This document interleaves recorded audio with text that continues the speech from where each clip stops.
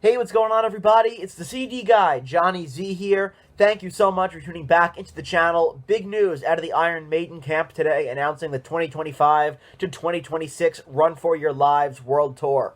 This is exciting stuff. Let's talk about it here, man.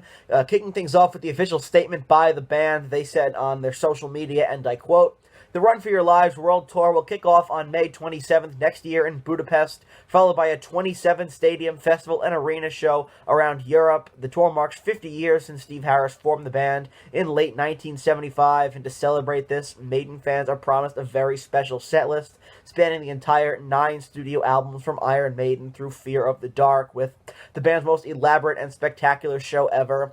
Special guests for the first half of the tour, including the London and Dublin outdoor shows, but not the UK arenas, will be the American rockers Hailstorm. The second half of the tour sees Sweden's Avatar as guests, and finally, British metal band The Raven Age will open all UK and Ireland shows. The premise of this tour seems really cool, with tracks from their debut through Fear of the Dark guaranteed to be included here, so, this time period, really interesting that they're going from the debut with the 2 albums from the Diano era, all the way to the last album with Bruce before they brought in Blaze. So, kind of interesting there, but those 9 albums that span is what we're going to be getting on this tour, and that means we're guaranteed to get some deep cuts from those albums as well.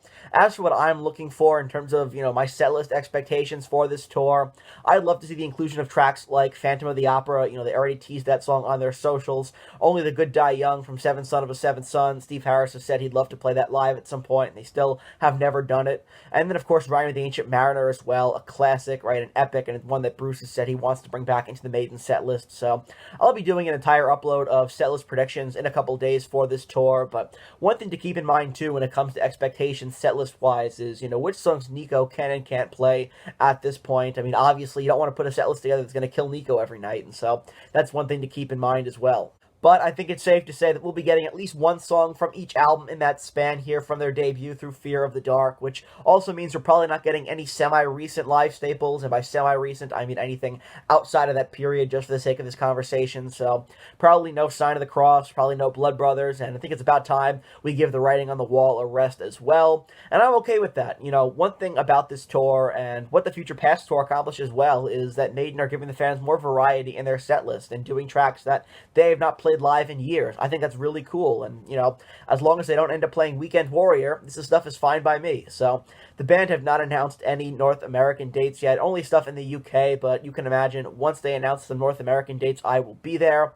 I'm seeing Maiden live in a few weeks on the Future Past tour, and the band are already planning their next move. This is essentially, like they mentioned, a 50th anniversary tour, kind of a de facto 50th anniversary here, considering their debut came out in 1980, and I don't foresee the band, or at least this current lineup of the band, touring in 2030 to celebrate 50 years of their debut. So 50 years of the formation of the band here, pretty much a 50th anniversary tour in all intents and purposes. So that's pretty exciting stuff as well. And now it's time to think about what the future holds for Iron Maiden, going forward. Personally, would I have rather had a new album? Absolutely. But you have to remember that Maiden's plans, were pushed back by a few years due to the pandemic. When concerts started up again, they still had to finish an entire leg of Legacy of the Beast, which was messy, coinciding with Senjutsu. And then they embarked on the Future Past tour, which probably was supposed to happen 2 years before it actually kicked off, right?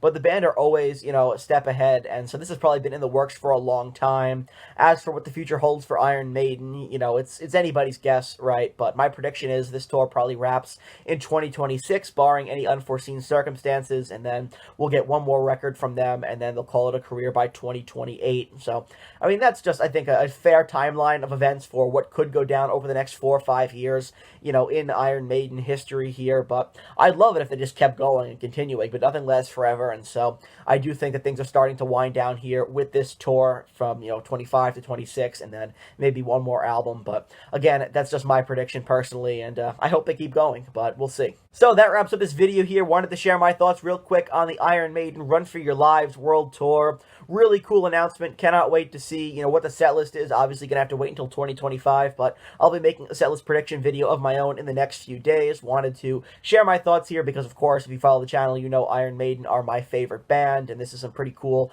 awesome news here. Of course, anytime Maiden announce something new, it's exciting. I was worried, when they were teasing stuff on their socials, I was worried worried. Like, if this is going to be another addition to the Legacy of the Beast video game, I'm going to be really disappointed. You know, nobody wants to see another level where Eddie teams up with, like, Vic Rattlehead. You know, nobody wants that. But thankfully, it was not that announcement. It was a tour announcement, and a very exciting tour at that as well. And so I definitely want to hear from you guys in the comment section below. What are your thoughts on the Run for Your Lives World Tour? What are your expectations, setlist-wise, you know, performance-wise? I definitely want to hear from you. Will you be planning on seeing this tour as well? Let me know all that good stuff down below. If you enjoyed this video, please give it a thumbs up. Subscribe to the channel down below. Turn on the bell for notifications so you don't miss a new upload, because I will be covering all things the Run for Your Lives tour as we get closer to the first show on that tour next year. And like I said, I do have a setlist prediction video coming in the next few days, so stay tuned for that.